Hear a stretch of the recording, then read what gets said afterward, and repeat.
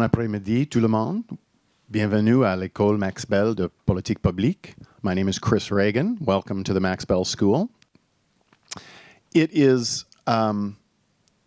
nice to welcome you to the beginning of our school year, and it is particularly nice to welcome people back to an in-person event. I had 2 meetings today that were actually with people in the room, and I haven't done that for a long time, and this has been quite a while since we've had an in-person event. So with fingers crossed, we hope that this will be the beginning of a new trend that lasts for longer than one wave. Perhaps this will last into the future indefinitely. We are partnering tonight for this event with the IRPP, the Institute for Research and Public Policy. And this is a wonderful think tank. For those of you in the room who don't know the IRPP, it's a wonderful think tank and has been wonderful for 50 years. And this year marks the 50th anniversary of the beginning of the IRPP. So it's very nice for us to be partnering with the IRPP to be talking about important policy topics. So you don't want to hear from me. I'm going to introduce you now to Jennifer Ditchburn, who is the head of the IRPP, and she will then introduce our wonderful panel. So thank you all very much for coming tonight. We hope you learn lots of things, and we hope to see you at future events as well. Thank you. Jennifer. Thank you, Chris. Yes, hi everybody. I just want to say thank you to the Max Bell School, and it is really great to be in person. We had a wonderful session just earlier with students from the MPP program, which is always very energizing. Juste avant de commencer, j'aimerais commencer par reconnaître que les terres sur lesquelles nous nous trouvons font partie d'un territoire ancestral qui a longtemps servi de lieu de vie, de rencontres et d'échanges entre les peuples autochtones, notamment la nation Ganéa-Gahaga. Nous honorons, respectons et reconnaissons ces nations qui n'ont jamais cédé leurs droits ni leur autorité souveraine sur les terres et les eaux sur lesquelles nous nous réunissons aujourd'hui. The IRPP and the Max Bell School acknowledge the ways in which public policy has contributed to or failed to address systemic oppression. We aim to develop in solidarity with Indigenous peoples research that emphasizes the importance of representation and equitable public policy. So I just wanted to tell you a little bit about the background very, very briefly about this event. So it's one of 9 events that the IRPP organized this year, co-developed really with 9 schools of public policy. And I'll just say, I apologize to all the public policy schools that we didn't go to, but we could only go to so many places. We asked all the policy schools to talk to their faculty, talk to their students about what an emerging policy issue was that they wanted decision makers to have on their radar. So internally, we call this our Policy Radar series. And here at the Max Bell School, that was the changing national security environment, a changing combat environment that looks a lot different than it did 10, 20 years ago or in 1972 when the IRPP was first founded. I am not an expert in this area, but we have a very excellent panel here, and I'm going to hand it off to a moderator, Andrew Potter, who most of you here in the room know. Andrew is an associate professor and graduate program director at the Max Bell School of Public Policy. Previously, Andrew was a journalist. We have that in common. Not the PhD, though. Having held positions including editor-in-chief with the Ottawa Citizen and public affairs columnist for Maclean's magazine. He is also a former director of the McGill Institute for the Study of Canada. And I am going to literally pass over the microphone to Jennifer. Thank you. Yeah, okay, thanks. Thanks, Jennifer. Welcome, everyone, and welcome everybody on Zoom. Right there. This is. I've been really excited about this for a while, and I'm not going to belabor the introduction too much, other than to say that I got interested in the topic. I got asked to sort of be part of this at a time when I was obsessed with the convoy that had occupied Ottawa, and I'm no longer on Twitter as a human being, but I'm on Twitter as a lurker, and I was sort of spending all my time paying attention to Twitter and so on, and following not just the news, but also the propaganda that was going on, the disinformation, the various sort of figures that were popping up here and there. And that sort of formed the background to the framing of the original, the write-up that you've seen. When that Convoy got wrapped up, I promptly became, I realized I'm a serial obsessive about news, obsessed with the war in Ukraine, which started almost the day after the Convoy got wrapped up. And I've since become kind of obsessed with that. And for many of the same, I've noticed much of the same dynamic going on online, which is that there's the news, but then there's also other actors getting involved, and whether it's bots but also just other, there's these what they call OSINT, open source intelligence, popping up and so on, and it reminds me that. Reminds me of a joke from the movie. You might have seen the TV show Black Mirror, which is sort of one of these dystopian technology things. And someone wrote a joke once where they said, Black Mirror just basically asks the question, what if cell phones? Right? Basically, what if you had the world, but you just sort of added cell phones to it? And I think we're kind of in this weird environment where there's a whole lot of stuff going on, and then you mix into it information technology, the grease lightning that is information technology, and you get something, I think, substantially different. So that's the kind of thing I want to explore tonight. I want to have our panel explore tonight, which is the changing national security environment in a time when not just information technology, when you get a breakdown of the distinctions between domestic and international, soldier and civilian, between information operations and traditional news, and so on. So that's the sort of the big picture framing for a lot of this. To hopefully we get to a position where we can understand what is going on, what are the threats, how can we prepare, with whom should we or could we ally, and ultimately what should Canada do about it on that front. So without further ado, I want to start by introducing the panelists. To my immediate left, my colleague Jennifer Welsh, who is the Canada 150 Research Chair in Global Governance and Security here at McGill. She was previously a professor and chair in international relations at the European University Institute in Florence and a professor of international relations at the University of Oxford. And from 2013 to 2016, she served as the special advisor to the UN Secretary General on responsibility to protect. Okay. Next, we have Professor Ali Dzboni, who is an associate professor at the Department of Political Science at the Royal Military College of Canada in Kingston. And he is also there the chair of Military and Strategic Studies. He's also an associate researcher and fellow with the Center for International and Defense Policy at Queen's. And he currently has a D&D funded research project on radicalization, which he's engaged in. And finally, Vincent Rigby is a policy and intelligence expert with more than 30 years of experience in the public service. But most recently, he was appointed National Security and Intelligence Advisor to the Prime Minister of Canada in January 2020. And he retired, he says, happily in September 2021. But he currently has probably the most important and prestigious role of his career as professor of practice here at Max Bell School of Public Policy. And he's going to wrap things up. But we're going to start with Professor Welsh. Jennifer? Great. Thank you so much. It's nice to see this in-person audience. And we agreed to divide the labor, as it were. And I'm going to start with a bit more of a big picture setting of the scene. And I want to start with a quotation from a former UN official who was actually a speechwriter for Kofi Annan and also a former great journalist. There's a common thread in this room, Edward Mortimer. And he said when he was writing about the post-1945 period, he said, a world war is like a furnace. It melts the world down and makes it malleable to change. And in the commentary on Russia and Russia's invasion of Ukraine, we've often seen commentary like this, wondering whether the war that we're watching is a kind of portal to a new, still unclear global order. I think in part that could be true, but what we also need to remember is that what we're seeing playing out in Ukraine is also partly an acceleration and an intensification of some pre-existing trends. And as Andrew was suggesting, these trends are cross-cutting.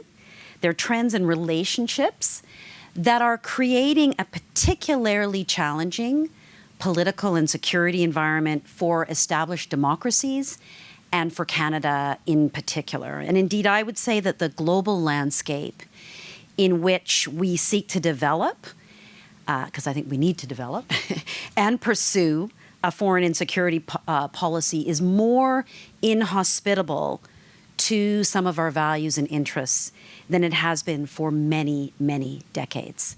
And we have to start our thinking about this with that reality check.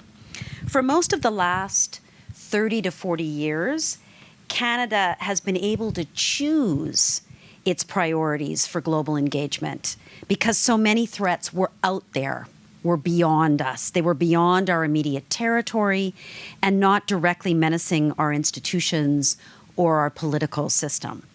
But this is dramatically changing kind of before our eyes. So I want to focus on just 3 trends in particular, and they're not necessarily in order of gravity or priority, but they unfold in the way that's most logical for me to work through with you. And the first is something we've all heard and discussed a lot, including in this very room where I teach my class, which is the global power shift towards Asia as the primary economic and demographic center of gravity globally. Now, I want to couple this by saying it is not that the United States or its allies, and particularly the U.S. economy, is not powerful. It certainly is. But this is a story of relative decline of the United States from its perch as the sole global superpower. And I think a number of observations and implications flow from this. The first is that history tells us, and historical commentators tell us, that power transitions are very unstable. They are messy. So when power transitions are occurring, we have a lot of unpredicted and we have a lot of unsettling developments accompanying them. The second implication is that the power rivalry that we're seeing through this transition is infecting every aspect, particularly of the Chinese-American relationship. If I think of the COVID pandemic as an example of this, right, it became a site for that geopolitical rivalry. You know, we saw American officials calling COVID, the Wuhan virus. But on the other hand, it also served as a forum within which that rivalry deepened. So there was a moment in which President Biden talked about the United States as the arsenal of vaccines, right? The world's, the arsenal of vaccines to inoculate the world, very much conjuring up that old image of the U.S. as the arsenal of democracy, right, during the Cold War. So it's affecting every aspect of the U.S.-China relationship. And the third point here, because you're going to wonder when I'm going to bring in Russia, right, and talk about the war in Ukraine, Russia within this context of a deeper China-U.S. rivalry is a disruptive player in global politics today. And it might seem to be acting as a great power in this changing configuration, but it's increasingly part of a broader Chinese-led challenge to international order. It relies very heavily on Chinese support. We saw this in the run-up to the war in Ukraine. The timing of the war in Ukraine was very much influenced by a number of factors, including what was most convenient in a sense for Beijing in terms of the Olympics and the month of February. So China is less overtly challenging international norms and rules. Russia is, in a sense, doing it more overtly, but it is the stronger player. And as this war goes on, we see increasingly how Russia is being a lesser vassal of China in many respects. Also, part of the global power shift is that the multilateral system, the institutional order, is now a victim of this great power rivalry and these hardening alliances. So we see this most symbolically in the way that the United Nations Security Council has been paralyzed by this conflict. Indeed, it's been kind of a theater for the worst kind of rhetoric during the Ukraine-Russia conflict. But even it's affecting the renewal of peace operations or the renewal of mandates for humanitarian assistance. And my last point here as part of the global power shift is that it is very tempting to think of this power shift as bringing about a new order in which we have the autocratic world lined up against the liberal democratic world. This isn't quite the case, right? There's a couple of caveats to bring here. Firstly, given the challenges we face, China, and to a lesser extent Russia, need to be partners as much as they are competitors. So if we think about some of the security threats from things like climate change or from pandemics, it's clear that we need to cooperate on these kind of shared fate problems with our adversaries. And so it makes it harder to have a world that is divided in this way. But secondly, and I think this is what is the hardest for Western democracies to cope with, is that there is a huge middle ground of undecideds in this global power shift, right? The whole world is not united against Russia, and the whole world is not condemning Russia's invasion.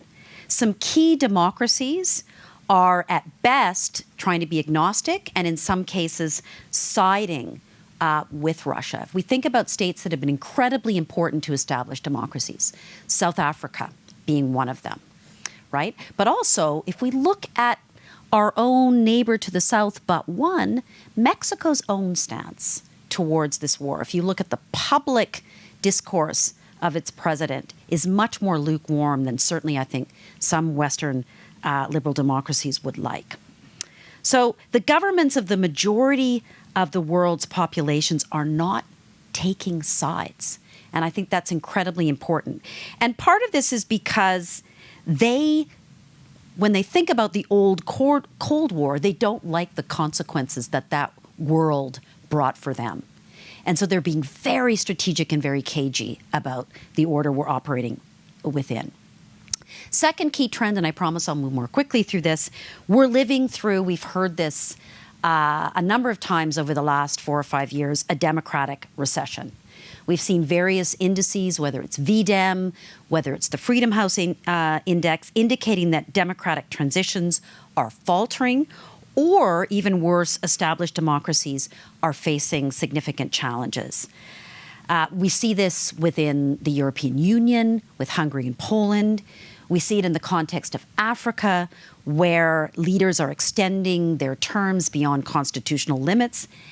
And we see it in our two closest neighbors. We see it in Mexico, where there's an increasing militarization of Mexican politics and of Mexican society, but also we see it in the United States, right? Where the integrity of democratic processes is being called into question. And the U.S.'s role globally as a promoter of democracy has been subject to intense questioning. I mean, its global brand has been significantly dented. So how do these trends threaten us? Well, authoritarian states are directly interfering in our domestic jurisdiction in Canada through attacks on some of our citizens and their liberties, but also through their threats to our norms and institutions. They are trying to delegitimize those norms and institutions. We used to say that this was purely a negative exercise, right? That non-liberal democracies didn't have a compelling alternative narrative to liberal democracy as a global kind of ideology. So this was simply about poking us in the eye, but not having something positive to recommend to the world as an alternative. I think this is changing. And so we see now in the rhetoric of China, but also in Russia, a rhetoric about, democracy is very messy. It's very disorderly. Do you really want a system like that? And by the way, we've got technology that can help you control your populations, that can help you get your arms around some of these inconvenient dynamics. So there is a sense in which I think that idea that there's no viable alternative is now becoming questionable. I think the other way that this is threatening for us is that democratic states, whether they're in transition or even whether they're established, are now starting to reject multilateral mechanisms of cooperation. We see established democracies scapegoating international institutions. The WHO is the best example of this, but also through a much more nationalistic, us first way of operating, which we saw through the pandemic. And then I think final 2 points here, we see domestic extremist actors questioning the legitimacy of our elected governments, right? That's the most troubling thing for me about the convoy, was that moment in which there was a challenge to our very government saying, hey, we want to come in and put in an alternative source of authority in Canada. And my last point on this second trend is that a number of these forces we're seeing are undermining democratic deliberation. My view of democracy is that one of its key underpinnings is the capacity for reasoned deliberation. And of course, that means we need a common information base, we need a common set of facts, and as our colleague here at Max Bell, Taylor Owen, likes to say, one of the outputs of these trends that we're seeing is an attack on informational integrity. So let me just end then with a final trend, and that is an increase in catastrophic risks. I won't talk about climate change, but I want to end with the nuclear order, because I think this is something that the war in Ukraine has brought to the surface. But in fact, the global order around the regulation of nuclear proliferation and nuclear arms was weakening well before the war in Ukraine. And the nuclear order rests on a series of agreements, but also kind of on a spirit of restraint among nuclear powers. We saw just last month that the review conference on the Non-Proliferation Treaty ended without an agreement, partly because of Russia's actions. But this war has also reminded us about how nuclear weapons allow states who have them to be incredibly reckless, because they can act in a certain way knowing that they have a capacity to deter, knowing that they can threaten to use nuclear weapons in response. And remarkably, we haven't seen the kind of condemnation of Russia's threat to potentially escalate in the way that we should. So 3 big picture trends, ways in which democracies are being threatened, very much at home, but also in terms of the global architecture. That's great, Jennifer. Thank you. Ali, do you want to? I think you can. So Jennifer set the table for you really nicely. I think you're ready to have the meal. Thank you for the School of Maxwell for the invitation and the opportunity. I think it's a very good segue to the presentation we're having, me and Mr. Rigby after. Just a couple introductory remarks about the connection between public safety and international security, national security. Within the framework of the talk, the concept of war, I think urban warfare or riot, urban riots is a good connector between the two, public safety and the security in the case of Canada, in a Black Mirror futuristic scenario. And also the subversive politics, how information technologies by foreign states or disruptive powers potentially can create subversion within different countries, you know, the color revolutions and all that, as a reminder for us from the past. Kinetic cyber by actors, domestic, is another scenario in the future. And also, finally, the concept of securitization, how government policy of securitization frames the public safety in the light of national security. What is a threat and what is a semi or non-threat? Saying that, the Canadian definition of national security somehow captures those, what I just said. First is, from the Government of Canada terminology, website is actually very broad, includes both national security and public safety, saying that security is related, without mentioning safety, security is related to social, political, and economic stability of the country.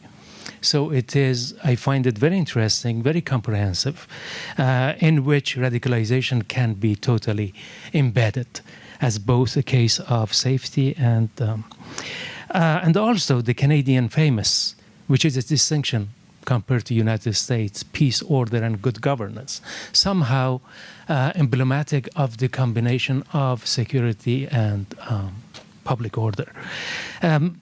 Other point I'm going to just delve in the talk more directly is the terrorist entities in Canada. Before 9/11, as you may remember, the list of terrorist entities was primarily referring to Islamist variant of it, right?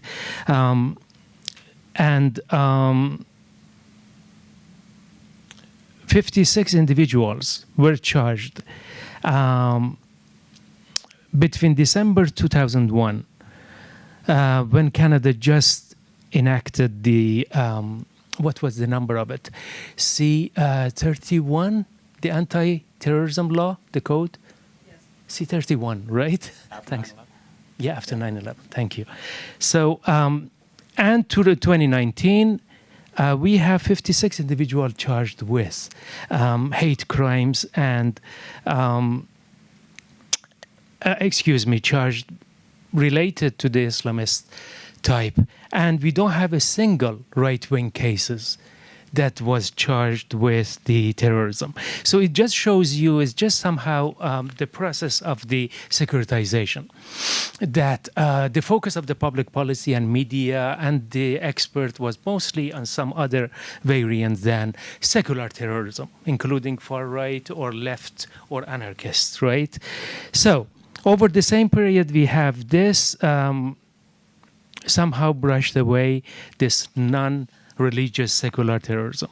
I hope I was clear on that. So let's move on to after our neighbor, United States situation, January 6, 2021. Neighbor and the strongest ally, I should say. And I believe it must remain so. Allies are not perfect, but we need them and they need us too. There are a lot of shared values between the countries. So I think Canada waited for that second trigger after 9/11. So that 6 January 2021 was another big trigger in Canadian decision. And Vincent going to talk about it more in detail in terms of, despite the events we had, the Quebec mosque shootout, and also the Canadian Forces reservist Patrick Matthews raiding Prime Minister residence in 2021, right? However, Canada waited till 2021 to enact to enlist non-religious and more right-wing entities into the public safety entities, terrorist entities. I'm going to spare you the statistics and details here. We're going to move on to the next speaker. So what's interesting in the Canadian definition of the radicalization of terrorism, which is a big problem for the law enforcement in Canada, and also DND somehow, is that radicalization is not terrorism, obviously. The two are distinct phenomena here. What follows from that is radical, who is not terrorist necessarily, and terrorism refers also to the ideology and motivation. So that's another factor, that law enforcement must establish motivation as a ground for terrorism.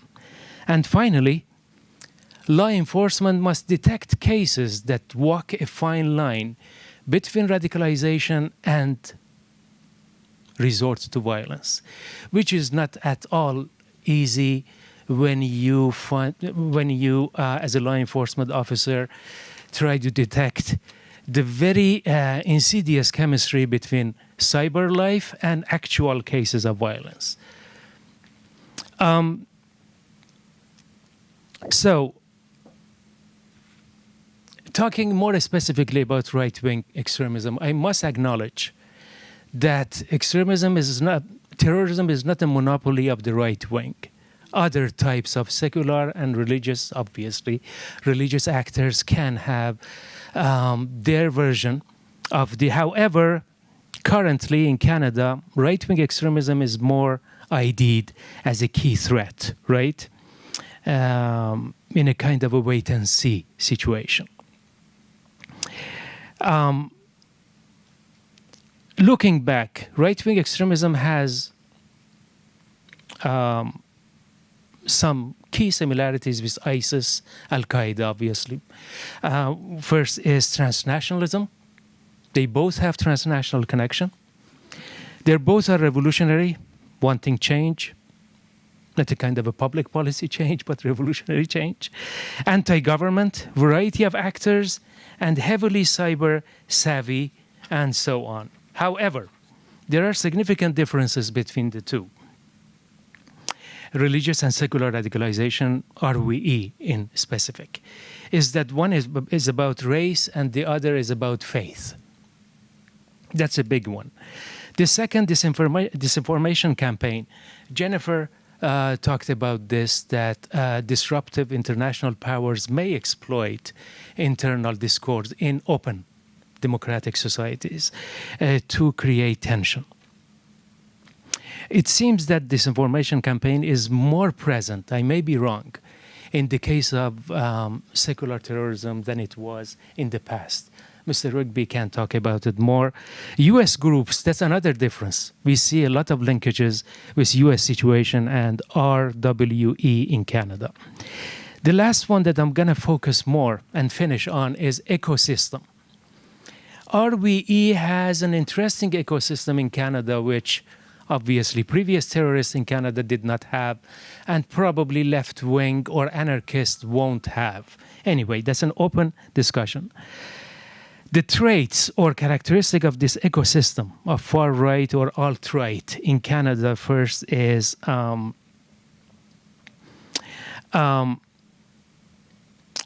RWE is a truly homegrown terrorism. So the expression of homegrown, it's a kind of, is not a misnomer, it's really a good way of characterizing. Homegrown in terms of that, what I mean by that is that fertile ground, terroir, as they say in French, for the growth of such grievances, vulnerabilities, and the exploitation of social network. Another thing, which is a bit of good news for law enforcement, but also could be a challenge, is that RWE, right-wing extremism, is not a single discourse. It's a mishmash of shared values, beliefs, concept, literature. As you've seen in the Convoy, you have a lot of differences there. I may want to read this definition for you because for the record, I think is important. One expert defines this ecosystem of far-right as a loose movement animated by a racially, ethnically, and sexually defined nationalism. This nationalism is typically, in the case of Canada we're talking, framed in terms of white power and is grounded in xenophobic and exclusionary understandings of the perceived threats posed by such groups as non-whites, Jews, immigrants, homosexuals, and feminists. That's the author of the Canada National Security, published by Queen's and by the University of Toronto Press. So it goes to your point of perception of threat, symptoms of relative decline, information campaigns, and all those stuff that creates social malaise in Canada and other Western countries. Other differences is that RWE, unlike ISIS and others, is much more sophisticated and tech savvy in terms of escaping public safety measures. Mainstreaming. What we have, for example, in the United States, you mentioned, the margin is becoming more mainstreaming in U.S. politics as Donald Trump is somehow the mouthpiece of more radical voices in U.S. politics. Populism in the same relationship, complicity between far right and the politics of election. Could be a bit actual for Canadian future politics. Far right and policies and political culture. That you talked about it, and Vincent, you're probably going to touch on it in terms of culture and polarization, trust, criticism of established liberalism, established conservatism. Even conservatism is not enough anymore, as if they're searching for a third way of expressing their grievances. IRPP had a talk over spring about polarization, so I'm not going to go into detail of the culture of right-wing radicalization and the impact.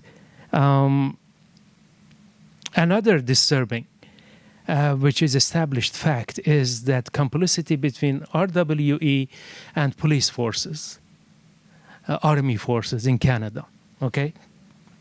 And finally, hijacking of the social movements by these actors. And in this case in point is Freedom Convoy, which was a kind of a social movement. I may be wrong again. You correct me on this.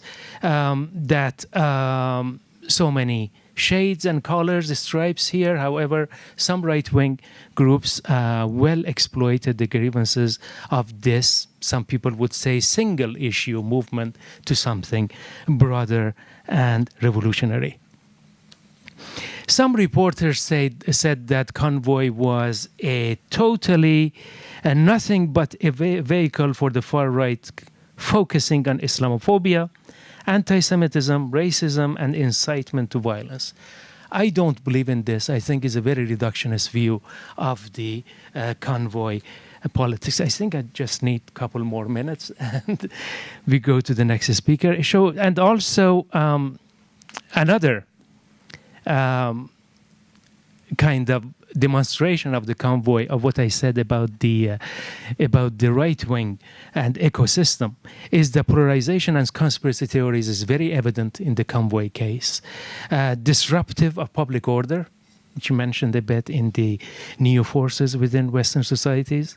RCMP, again, we see that the RCMP is investigating potential members involved in some leaking intelligence, and 6 active Canadian Forces soldiers being investigated for potentially, allegedly supporting Convoy protest. Erin O'Toole resignation in the middle of the Convoy, a hypothesis situation of complicity. I won't comment on that. Okay, that's proper Canadian politics. You get into that. And transnational support from US and Europeans, including Elon Musk. Last one, quick 4 points, okay? The COVID is a bit of myth, okay? Thank you, Judy. Is a myth that COVID lockdown was the originator of the RWE. The reality is that it was a big multiplier, but not a creator. Second is that during lockdown, okay, I'm not going to read that statistics. Let's move on. In terms of demographics, that's interesting. House of Commons, June 2022, in the 57-page report said, white kids are part of it. However, the report says that you see more adherents and members among middle-aged and older adults. It's also become more common to see members of the far right who are educated professionals earning a comfortable salaries. So it's a kind of and lastly, Abacus data survey in 2022 saying that I have to be careful here. 37% of respondents out of 1,500 sample, they agreed with the statement that in the statement of the replacement of white Canadian by other powers and ethnicities. I'm going to stop here, okay? That's great. Sorry. No, that was excellent. I think if Jennifer's the emerging theme was at the global level, the international level, you have symptoms of decline, decline of trust, and decline of faith in institutions. I think what you touched on was a lot of the symptoms of that domestically manifesting itself in a number of different ways. So Vincent, where does that leave Canada, the great middle power, the helpful fixer, the honest broker, the great convener? You've stolen my presentation. Yeah, right. I have nothing more to say. Because I'll just frame it in one way. I remember when the anniversary of the January 6th happened in January 6th of this year, the newspapers were full of stories about how will Canada handle an America that is falling apart. Like literally, it was how will poor, innocent Canada deal with an America that's descended into chaos. I remember the time thinking, this sounds crazy to me. And lo and behold, the gods delivered the Convoy, where Canada kind of fell apart briefly. So where does Canada fit into all of this? Like both domestically and on the world stage, how do we navigate this? So I'll be happy to talk about the U.S. angle, which I think is really, really important, and it's a very interesting topic. And I co-authored a report recently with Thomas Juneau from the University of Ottawa on national security in Canada, and we made a reference to the fact that instability or democratic backsliding in the U.S. could have a profound impact on Canada. And I think it was about 2 paragraphs in the entire report, and that's where all the questions came from the media. No one wanted to talk about all the other recommendations, what's going to happen in the U.S. So I'll say a few words about that at the end, and happy to engage in some Q's and A's as well. But first of all, before I get started, thanks to the IRPP for this event. I mean, it's obviously very topical and very, very timely. And thank you for spending some time on national security, because it's something very close to my heart, and it should be close to every Canadian's heart, quite frankly. And thanks to Max Bell and Chris for bringing me aboard here as a visiting professor. And you are absolutely right, Andrew, after 30 years in the public service, I'm looking for a change and something a little bit different. So this is going to be a lot of fun. It's always interesting being the last speaker. There are disadvantages. There are advantages, disadvantages when you got 2 really great co-panelists who've covered a lot of ground, trying to figure out where you fit in. But the advantage is that when they've covered the ground so well, you can sort of build on that. And I think that's what I'll do. I know oftentimes you're looking for the panelists to engage in a fist fight and there'll be blood on the floor. I don't think you're going to get a lot of blood on the floor here today. I think we basically agree. But I'll put an exclamation point on a few issues that have been raised. So I'm going to talk a little bit about the national security environment. I'm not going to repeat what Jennifer said. I think she did a brilliant job in identifying those trends.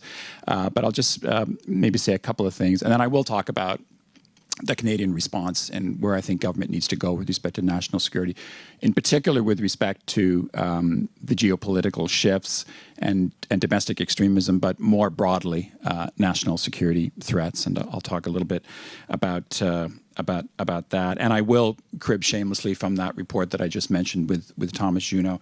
And I promise that's the last plug for the report. I won't mention it again. So I agree completely with Jennifer's assessment of the international security environment. I am by definition a glass half empty kind of guy. My family will attest to that. I'm a bit of a pessimist as the national security advisor. I had an uncanny ability to empty a room whenever I stepped into it, because basically here comes Mr. Gloom and Doom, the eternal pessimist. I like to think of myself as a realist, to be perfectly honest with you, but we'll see if you agree with me or not.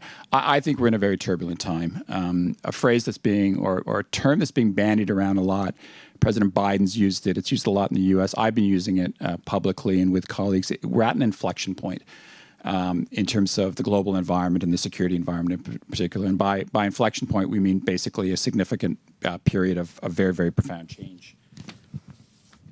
And as Jennifer mentioned, it's not like this happened overnight. These are trends that have been emerging, I think, over the last 5, 10, 15 years, but they're intensifying. And they're interconnected and they're overlapping. And when you pull them all together, it makes, I think, for a very turbulent and messy world. So that includes traditional national security challenges, which I think you could identify what we've been talking about up to now as, for the most part, traditional. So the reemergence of geopolitical rivalry, U.S.-China, U.S.-Russia, the West in general, the extremism piece at home right now, the extreme polarization that we're seeing.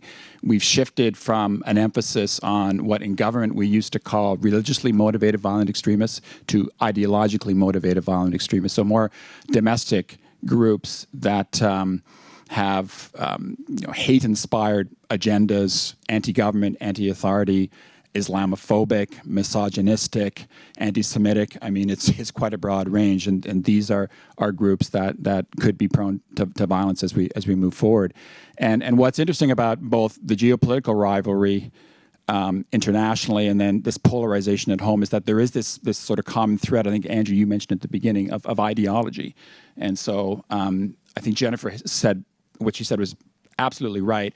It's not democracy versus autocracy globally, black or white, with us or against us. There are shades of gray, but there is an underlying theme of democracy being on its back foot, I think, and autocracy really being, or autocratic powers being very, very assertive right now. And I think at home, that sort of right-wing, left-wing split, and we don't always like, I remember in government, we didn't always like to use those terms. Politicians don't like right-wing, left-wing, but there it is, and right-wing extremism and the views that are being espoused right now versus, as you said, Ali, it's not all on the right; it's on the left as well.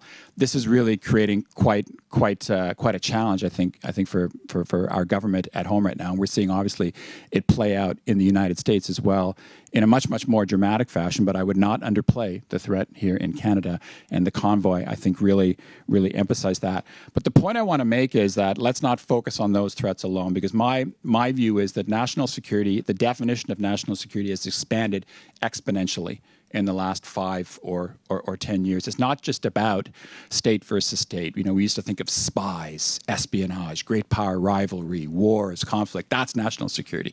Well, national security is also climate change, as Jennifer mentioned. And national security is also pandemics. National security is disruptive technology, which can be a facilitator, an enabler for nefarious groups. It's about organized crime. Look at the Cullen Commission in BC recently, and money laundering, which can also be a national security threat. And WMD, I completely agree with Jennifer. This is a huge theme that's out there right now in the wake of Russia and Ukraine.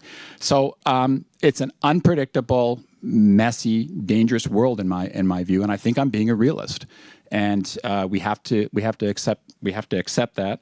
And I've been, even as the National Security Intelligence Advisor, I said this publicly just before I retired, that this is the kind of world that we're living in right now. And I've been using a term lately. I don't like quoting Winston Churchill because everybody quotes Winston Churchill, but I've been saying there's a bit of a gathering storm here. And I'm not saying that gathering storm 1930s, there's going to be a global war, although I would not rule out at all the possibility of major interstate war between a U.S. and a China potentially. But what I am saying, that there is this confluence of events, of trends, again, that have been growing. They are intensifying. They're all interchangeable, mutually reinforcing. And so it's something that we have to be cognizant of. So Canada. Countries in the West writ large, I think they ignore these threats at their peril. And I think in the West, we have to come to terms with them. We have to, first of all, acknowledge that this is the world we live in right now, and then we have to do something about it. Sadly, I don't think Canada is stepping up. And I've been fairly blunt about that. And I said I wouldn't plug the report again, but we were very blunt in our assessment of Canada's response in the Ottawa U report, that we are a complacent country when it comes to national security. And we chose that word very carefully, and there was a consensus amongst the advisory group that we had of former public servants that this was the right word. We're complacent. We've never taken national security seriously in this country. Yes, we're there when the chips are down. Yes, we've been there in wars throughout the 20th century, and we've been in Afghanistan. But it's often at the last moment, it's agonizing whether we get involved or not, and it takes a lot of work and a lot of resourcefulness to get the country there. And we've been complacent, I think, for a number of reasons. We've never really been directly threatened in a lot of ways. We've never had a major terrorist attack on Canadian soil. Yes, we've had terrorist attacks, and they've been horrible, but we've never had a 9/11. We've never really been invaded, unless you want to go back to the Fenian raids of the 1860s. And we've been very fortunate because we've lived under the security umbrella of other countries, whether it was France 300 years ago, England for many centuries, and then, of course, the United States. Since the end of the Second World War, they've been our security blanket. So we're in that state right now. My view is that, and not just governments, but Canadians writ large, feel this way, and that I'm already having the red flag waved at me. Has it been that fast? Boy, I better move quickly then. I think I got shortchanged. I think that, but other countries, allies, NATO, G7, Five Eyes, they have more mature national security intelligence cultures, and we need to catch up in that regard. I mean, I've often heard politicians say to me, "Well, it's not important for our constituents. It's not being raised with us. We've got more important concerns like the economy, healthcare, the social programs. So, what do you want us to do?" And of course, my response to that is, if government always says that its primary responsibility is the security of its citizens, you have an obligation to explain the threat to Canadians and say what you're going to do. So it's a bit of a chicken and egg question, but the government has to take the lead. So very, very quickly, what do we need to do? We are in Canada in a period of strategic drift. And I choose that term very deliberately as well. We don't have any strategic direction when it comes to responding to national security threats, whether at home or internationally. We've not had a national security policy since 2004. Guess what? It's the only national security policy we've ever had. We've not had a foreign policy statement since 2005. So going on 20 years, we've had no policy. We haven't even had threat assessments. It's hard to have a discussion in Canada if you're not putting out publicly threat assessments about the state of the world. There used to be threat assessments about religiously motivated violent extremism and terrorists post 9/11. But wouldn't it be great if we had a public threat assessment right now talking about domestic violent extremism and just how bad the threat is, so Canadians could truly understand it? So we need a review because these threats are so complicated, because they're domestic, international. It needs to be an integrated review. I'm a big fan of the United Kingdom integrated review, which brought together departments across government to tackle these threats, and it was a foreign policy, a national security policy, a development policy, a defense policy, all rolled into one. I think, quite frankly, that's what we need. And then once we get the strategic direction, the priorities, the objectives, the overarching sense of where we're going in terms of responding to threats, then we can look at some of the specific tools. And this includes everything from the Canadian Armed Forces, especially internationally right now. I mean, what kind of Canadian Armed Forces do we need to respond to what's been happening in Ukraine right now? There's been a lot of talk about an Asia-Pacific, Indo-Pacific strategy coming up. What kind of defense forces do we need there? But also domestically, what do we need the Canadian Armed Forces to do in the Arctic? There is a defense update underway right now, but again, it's an isolated defense update. It's not nestled in a foreign policy or a national security context. We need to look at our foreign policy instruments, and I'd be a big fan of us focusing on non-proliferation. It's something we've been very strong on in Canada in the past in terms of our positions, but we've let that lapse a little bit. We need to look at key legislation. The Canadian Security Intelligence Service Act was created in 1984. It has not been reviewed since 1984 in a really significant way. The Investment Canada Act, the various other pieces of legislation, the Emergencies Act, these all need to be looked at. And the Emergencies Act, of course, is being looked at through a parliamentary committee and a special commission. I'll speed it up. Intelligence, we need to look at our intelligence assets. There was a great article in the Globe and Mail yesterday by Wes Wark, and you could agree or disagree with Wes whether we need a foreign intelligence agency, but his underlying point was we need to take intelligence more seriously, both foreign intelligence in terms of collection for the Ukraines, Russia's, China's, but also domestic intelligence. Andrew, you mentioned open source intelligence, scraping social media. Who's going to do that? What are we going to do with respect to lawful access to encrypted data? All those things need to be resolved, and our development program as well. Very quickly, two last points. I think we need to not only have a broader public discussion about these things, which we could do through a review and eventually a broader national security policy, but we have to look at our governance within government. I know when people hear governance, they roll their eyes and go, "Oh dear God, here's a public servant about to talk about governance," but It's difficult for government to take these issues seriously if they don't have a body to talk about them. And so Canada is the only country in the Five Eyes and the G7 that does not have a cabinet committee, a national security council type body focusing exclusively on national security. It is occasionally discussed in cabinet. Obviously, it's discussed at the political level. But you need a body that is talking regularly, consistently, chaired by the PM about these issues. It's really, really important. I can come back to that in more detail. We don't have that. Final point: transparency. We need to be more open about this stuff.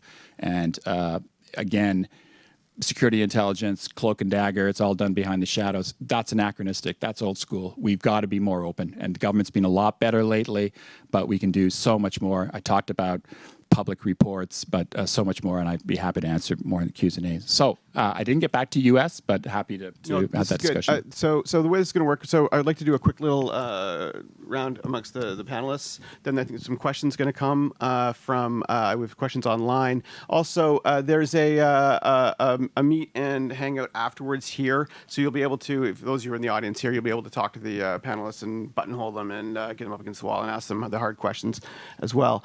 But Jennifer, I have a question for you. Dr. Doom has just said that your country is broken. You work at a policy school. How are you going to fix it?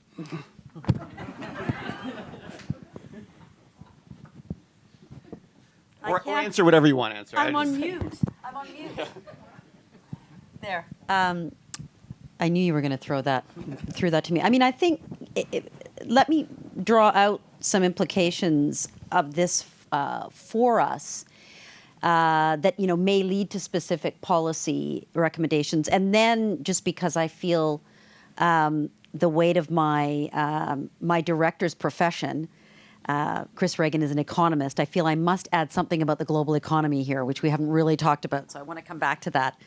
But the implications for Canada. I mean, I think to begin, we need to focus much more explicitly on international and national security, very conscious strategies to protect our people, and I'm including here individuals who can also be threatened or insecure, our institutions, our values, our land, our economy, our social cohesion.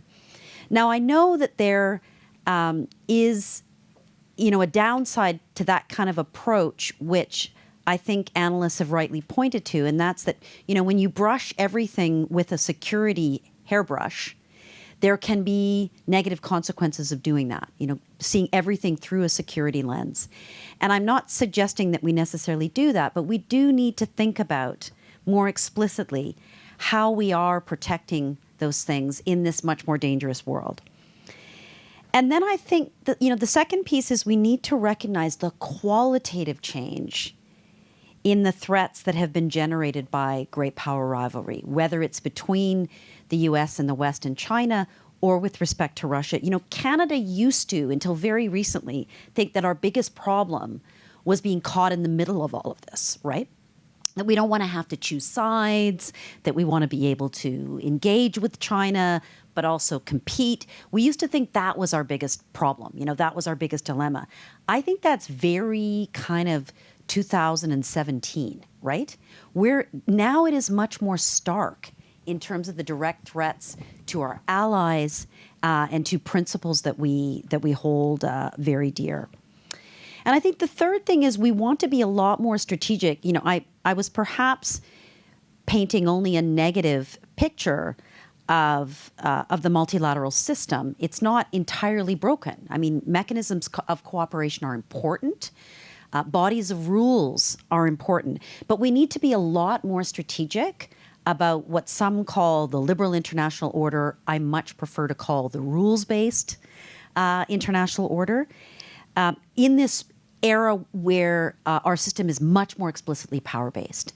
So what kinds of institutions and mechanisms is Canada going to invest in that it really thinks will make a difference in the war in Ukraine, but also elsewhere? And then I really think, and Vincent touched on this, we need an updated strategic plan for the Arctic, right, in our country. because of climate change, but also because of competition over navigable waterways, over energy resources, over mineral deposits, all of these things. But just as a point on the economy, one aspect of the commentary over the last 6 months that has bothered me a little bit is that there's a sense among commentators that, Putin's war disrupted an otherwise stable global economic order, right? And I think we need to recognize that we already had highly indebted countries globally. The World Bank has suggested that 35 countries are now at imminent risk of debt distress and are in a situation where their economic health is directly linked to their political health. The possibility for widespread political instability around the world as a result of economic trends is really worrying. I mean, we saw it in Sri Lanka. It's starting to take place in places that really are important to Canada. And China is not rushing in to engage in foreign lending. And the West in this situation is also not stepping up. We've seen as a result of the war in Ukraine, some of the biggest funders of development assistance around the world saying, look, next year, all our money is going to Ukraine. Norway, the United Kingdom. There is a sense in which large pockets of the world that are experiencing economic instability that could lead to political instability are being left out of the mix. So we can't, forget about those kinds of instruments as well when we're thinking about the current order. I know it wasn't optimistic, no, that's good. But I tried to give some to-dos. No, I don't like optimism. Ali, you were scribbling madly while Vincent was talking. So do you have a couple of points before we move on to questions from the others that you'd like to add or respond? No, I mean, general agreement is... Here. Yeah, a general agreement with the trend of conversation so far. Well, the laundry list is a long list, right? And been peacekeeping operation as a middle power, 3-block war, N-block war, and all that stuff. Now Canada is going back to what? Peace operation or state building, nation building. That's not going to happen. Marshall Plan for the failing states, I don't think that's going to happen. The laundry list is big. However, a couple points quickly is that is not for Canada, is for NATO or for G7 in general. Double standards. We cannot promote... I understand the complexity of politics, okay? Reality is not that simple, black and white. However, we have friends and partners that do not have the best record of the human rights all around the world, okay? I'm not targeting any specific region. And that's the reality of the great power politics. That's the first thing. And so the double standard is one thing, I would say, 1 point. The second is to getting back to my turf, securitization and right-wing extremism. I think we got to be careful. All types of radicalization and extremism are reflecting mirrors. They feed on each other. So if you want to make something as a security threat or threat assessment, we got to be careful. Is it really the highest level of threat? Is it really the source of threats Canadian will face in the future? Or it is part of a complex, broader Canadian problems, of which RWE or anarchists or Islamists somehow part of the picture. So we have to have, finishing on this, a broad picture of what is securitization. Good, thanks. So Vincent, I'm going to give you the last word on this before we open up for questions. Jennifer, I thought, did a good job of saying, look, Canada had this security imaginary of let's just keep our head down and not get caught in the crossfire, a number of things. where does our relationship, in particular with the United States, I'm going to talk about the United States, because, there's the old line, they're our best friends whether they like it or not, right? Can Canada afford to sort of sit here and go, oh my God, America's falling apart? Or where do we stand with respect to them, and where are things going on that front? Small question. Yeah, I was going to say I'll do that in 30 seconds. I think there are two issues here. First of all, the problems in the United States, all the talk of civil war and doomsday scenarios, you have to be careful. But I do think the situation is quite serious, and I think most Americans would tell you that right up to the president.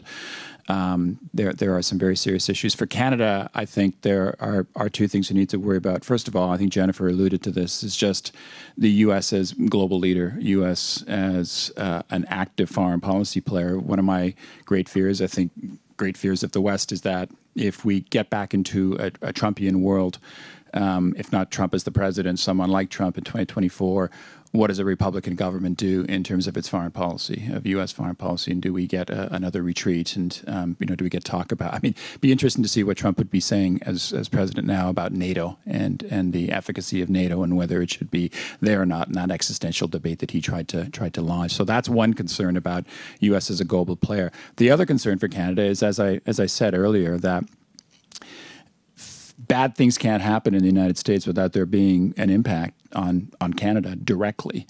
And so democratic backsliding, the polarization, we talk about the domestic extremists and the Convoy, and I think, Ali, you mentioned it. These extremists were talking to each other in Canada and the United States. They are talking to each other. A lot of these groups that we hear about in the U.S., some of these groups have been listed as terrorist entities in Canada under the criminal code. So there are connections, and if things were to go really, really, really badly in the United States, there could be an impact in Canada. We share a border with them. We're their northern neighbor. And one of the recommendations we made in the report is that government should be looking at various scenarios. And if things go truly, truly south, no pun intended, in the U.S., what's it going to mean for Canada? The other famous line about the Canada-U.S. relationship is when the U.S. sneezes, Canada gets a cold.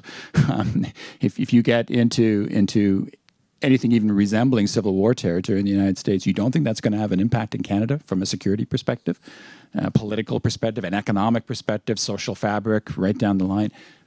It's potentially quite seriously. So we've got to be, again, I don't want to get into doomsday scenarios. I just think we cannot dismiss it out of hand, and we should be thinking about it. That's great. Okay, good. So questions then. How do we want to handle these, Judy or Claire? Hi. So we're going to ask questions from the Zoom audience. We've had over 100 people, probably about 150 people logging in over Zoom. Folks in the room, you're welcome to stick around and ask questions over a glass of wine, as Andrew mentioned, at the end of the talk. But we're just going to, I will give voice to these Zoom questions right now. So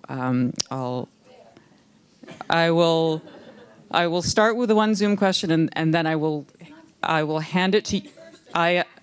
Absolutely. So I will make an exception for you. But if you don't mind, I'll ask the first question from Zoom. So what do the panelists think of content moderation on social media platforms as a means of minimizing the deliberate misconstruing of facts in public discourse, especially in the realm of national security? How do we as a society prevent the advent of an American-style First Amendment political culture that is at odds with hate speech legislation? Do you want me to repeat? You've got like Marshall McLuhan standing behind you. It's like I feel like. Can we punt to Taylor? Special guest answer here from Taylor Owen.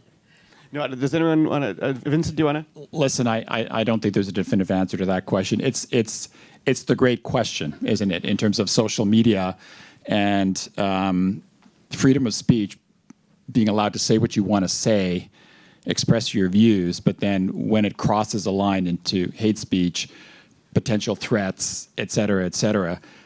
So how do you strike that balance? The government's looking at this a little bit right now through legislation. I remember being part of some of those discussions. I don't have an answer in terms of, well, just let anybody say whatever the hell they want to say. Neither am I of the view that from a national security perspective, you might expect a former NSIA to say this, shut it down, don't let anybody say anything. Of course not. It's not black and white. It's not a dichotomy.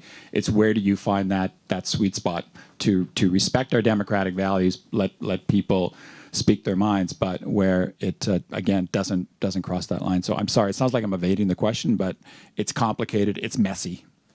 Jennifer, you have one point. Yeah, I think the point I would want to make, and I take the risk that Taylor will correct me later, my colleague.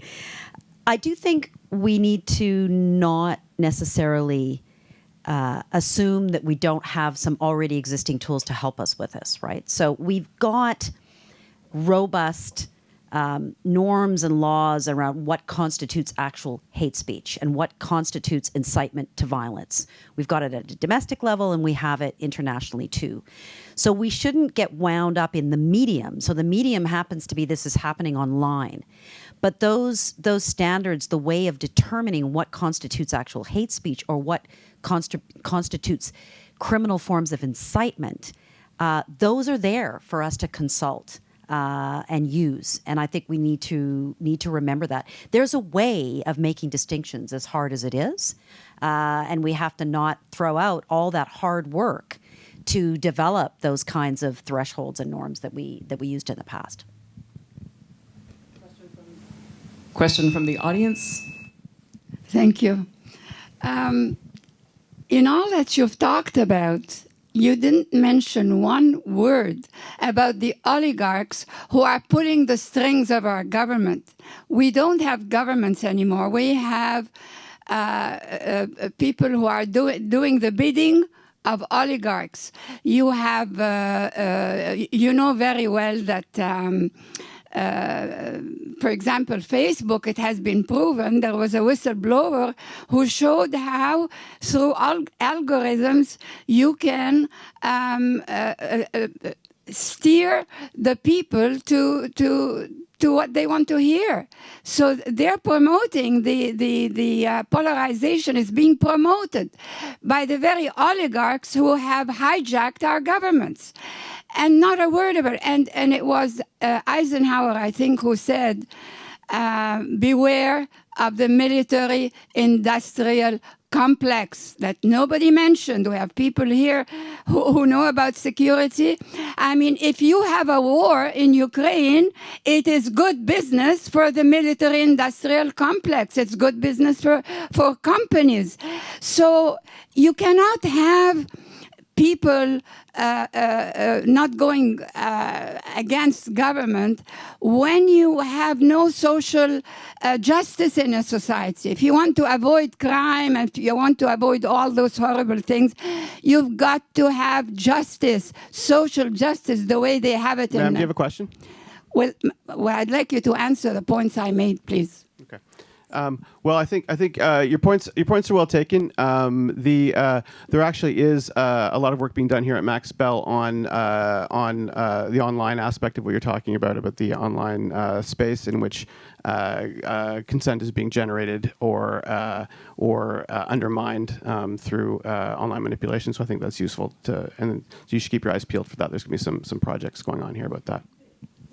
I'll just make one comment as well. I mean, I think another way of making the point that I tried to suggest about not cutting the world into autocratic states and democratic states is that there is, many would point to, there's a wonderful colleague we have at University of Toronto, Ron Diebert, who talks about this, that you have unaccountable power inside democracies, right? So we have many people would like to believe that the U.S. is a pure democracy, but there are many who say now it's essentially a country ruled by plutocrats, right? Some would say that. So I think if you look at the world more as where are there concentrations of unaccountable power, you might cut the world differently. And you might say even within established democracies or within democracies that are transitioning, we find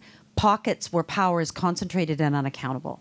And you're absolutely right that is part of the incomplete process of democratization that we can see in plenty of places around the world, right? Just maybe 2 quick points. I'm not sure, maybe we can talk about this over a glass of wine, but who the oligarchs are. And when I hear the term oligarchs, I think in a different context, but maybe we can have that conversation. The military-industrial complex and this notion that the war is being driven, Russia-Ukraine, by the military-industrial complex. I mean, in my view, this is an unprovoked military aggression by one country against another. And the democracies, again, not to be too generic in the term, but the West, the United States, Canada, and others, NATO allies, have responded appropriately. And they've provided armaments and should continue to provide armaments to Ukraine. I don't think this is being driven by the almighty dollar. This is countries coming to the defense of another country that was the victim of, again, unprovoked aggression. And I don't know how else I would have responded. Ali, do you want to say anything, or do you want to go to another question, Clea? Okay, let's go to one last question, just conscious of time for everyone. Again, from Zoom. If mis and disinformation are the prevalent sources feeding radicalism and extremism/terrorism on social networks, and given the slow response from CEOs of these networks to eliminate or prevent it, what would be the first step Canada can take to minimize the effects of misinformation and disinformation on democracy and law and order? Ali, do you want to say anything about this? I think I know you're not a misinformation guy, but you and I were talking earlier. You said something interesting about, which surprised me, about the relatively low levels of radicalization in the Canadian forces and so on, which I thought was relevant to this. The actual cases of is a low number. 0.07 and stuff like that. However, the Canadian cyberspace is like other similar countries, is a jungle, and people is spewing hatred and violence, stuff like that. However, in terms of, for example, we know for a fact that one of those big tech companies during the 6th January 2021 in Washington, they were busy making money, and they know at the same time that they were really, and came out from one of the ex-employee of that company, and the company didn't, because it was making money on that. So yes, government can intervene to enforce. Even if you enforce the content moderation, there is a problem of speech. And second, how do you prevent the spontaneous terrorism? The lone actor is a big challenge. So I don't think it's very sad to say, there is a bit of, we have to live with it, but at the same time, we can do better too. Yeah. I know we want to wrap up, but I think this emphasis on the online piece and social media is warranted, but at the same time, social media is not the source of the issue. It's not the problem. It's a symptom of the problem. It exacerbates the problem. But there are a lot of people out there who are feeling very, very aggrieved, justifiably or not.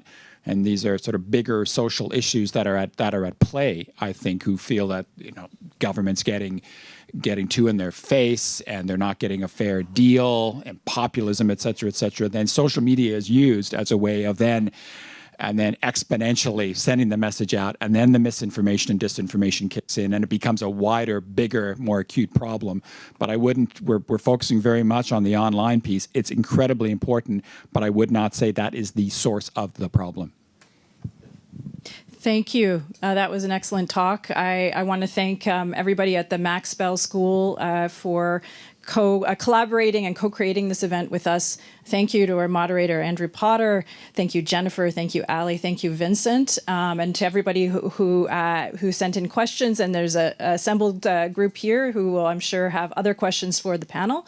And I also wanted to thank Van City, who is our presenting sponsor for 5 of the events that we're holding this fall. It was supporting the thought leadership. And I thank everyone who's online, who's watching today. And again, thank you to the panel. Thank you.